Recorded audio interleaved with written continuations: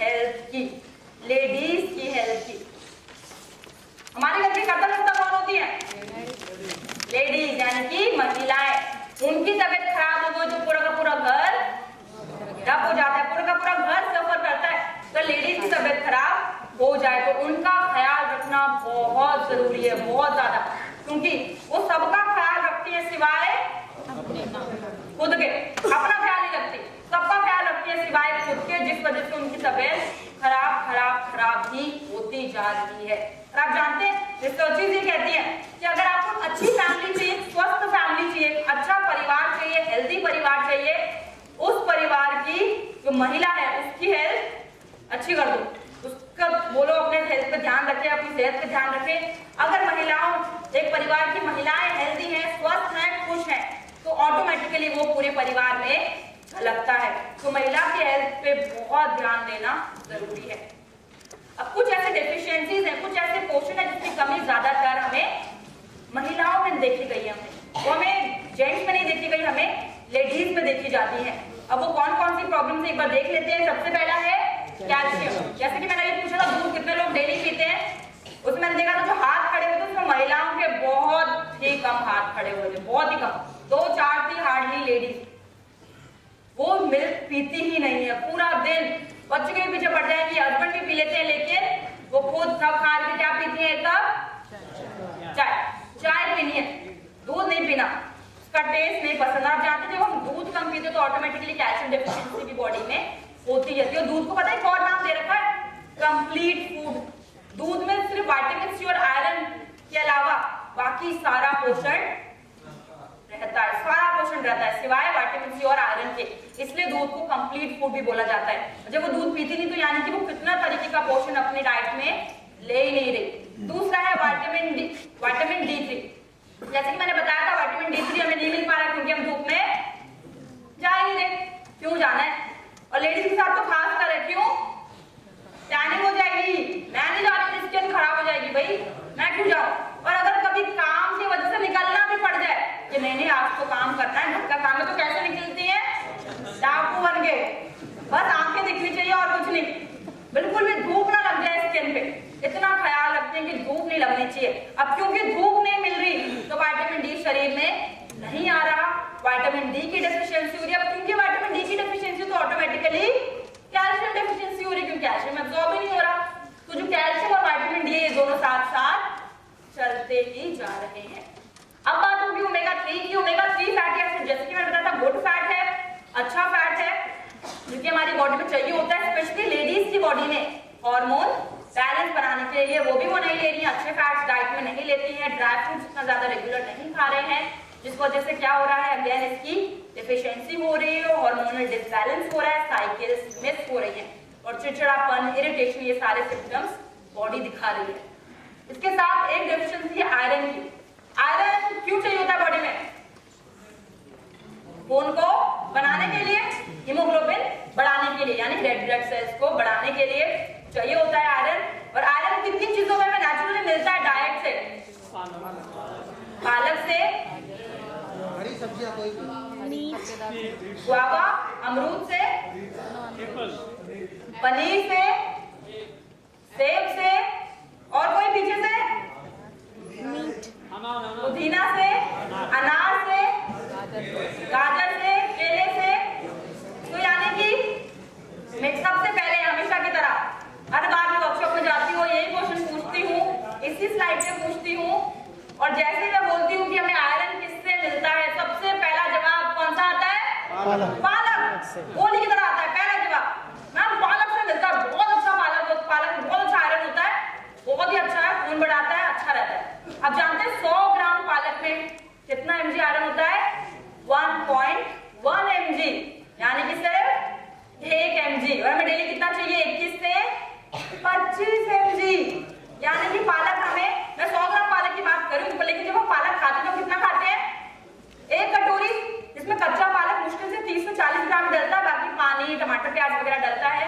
तो यानी कि 1 कटोरी पालक हमें मुश्किल से आधा mg आयरन दे रही है, आधा mg, और हमें चाहिए 21 से 25 mg। तो क्या पालक में आयरन है? पालक में नहीं है। और मैंने सुना था फ्रूट्स के मैंने काफी नाम सुने, फ्रेश फ्रूट्स के, अमरूद में होता है, बनाना में होता है, सेब में होता है। अगर मैं फ्रेश फ्रूट्स की बात करूं, फ्रेश फ्रूट्स की, तो उसमें जो आयरन होता है वो बहुत कम होता है, ना के बराबर होता है।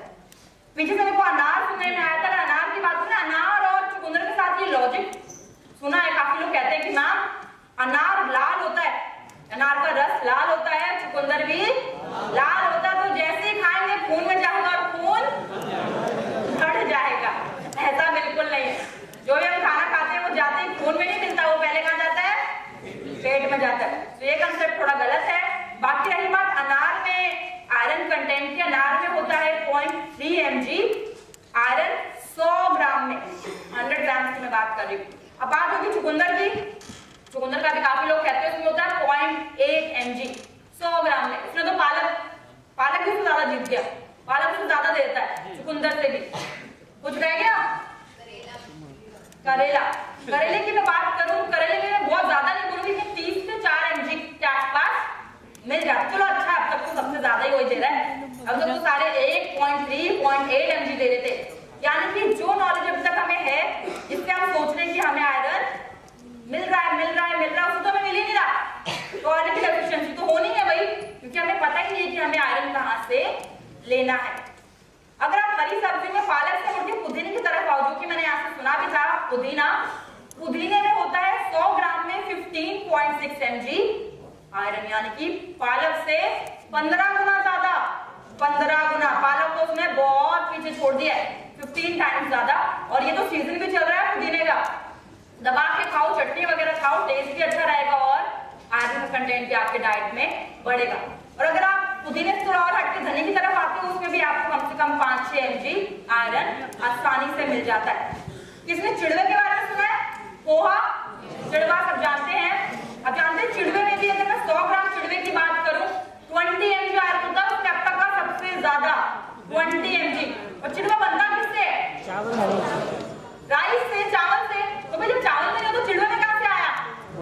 आप जानते हैं जब उसकी प्रोसेसिंग होती है, जब उसको बनाया जाता है, उसको लोहे की शीट्स के बीच में पिचकाया जाता है, दबाया जाता है, और लोहे की शीट्स के कांटेक्ट में आने की वजह से वो क्या करता है? आयरन खींच लेता है। ये आयरन की प्रॉपर्टी है कि जब आप उसको टच, आयरन किसी भी बर्तन में बोलूं, किसी भी सब्सटेंस का अगर आप किसी भी खाने को टच में लाते हो तो क्या करता है? आयरन उसका खींचता है, अपने पास ले लेता है। ठीक इसी वजह से पोहे में यानी कि चिड़वे में इतना अच्छा आयरन होता है, जो कि राइस में नहीं होता। तो छोटी मोटी टेक्निक्स है जो कि आप अपने घर में यूज कर सकते हो आयरन बढ़ाने के लिए। छोटी आयरन की कढ़ाई रख लीजिए, आयरन की यानी लोहे की कड़छी रख लीजिए, चाकू, पालक को काटते हुए आप लोहे का चाकू यूज कीजिए, जिसकी वजह से पालक में जो आयरन का कंटेंट है वो बढ़ सकता है। ये नॉर्मल नेचुरल तरीके हैं जिससे आप अपनी डेली लाइफ में आयरन का कंटेंट जो है वो बढ़ा सकते हो। अब अगर बात करूं मैं आयरन के बाद फॉलिक एसिड की, फॉलिक एसिड एक तरह का मिनरल है, एक न्यूट्रिएंट है जो कि हमारी बॉडी में चाहिए होता है। ये भी डाइट में बहुत ज्यादा नहीं चाहिए, लेकिन चाहिए होता है आरबीसी यानी हीमोग्लोबिन को बनाने के लिए। अब क्या हुआ, लेडीज की जो नॉर्मल मैकेनिज्म था, जो लेडीज की जो नॉर्मल बॉडी है, जो जितना पोषण मांग रही है वो तो उतना खा नहीं रही। तो जब बॉडी ज्यादा मांगती है, कब मांगती है? जब उनकी साइकिल्स आती है, उस टाइम पे, जब वो प्रेग्नेंट होती है, जब वो बच्चे को दूध पिला रही होती है, तब ये ऐसे स्टेज है, ये ऐसा मौका है, ये ऐसा टाइम है जब एक लेडी का शरीर क्या करता है? पोषण ज्यादा मांगता है और ज्यादा मांगता है। लेकिन जितना पहले चाहिए था लेडीज को उतना भी नहीं ले रही है। तो जब बॉडी और मांगेगी तो क्या बॉडी को मिल पाएगा उतना? नहीं मिल पाएगा, जितना चाहिए उतना नहीं मिल रहा। अब उसको और चाहिए तो बॉडी उतना भी नहीं ले पा रही, जिसकी वजह से क्या होती है? लेडीज में बीमारियां हो रही हैं, पोषण की बहुत ज्यादा कमी हो रही है, बच्चे की ग्रोथ नहीं आ रही, बच्चे अंडरवेट निकल रहे हैं।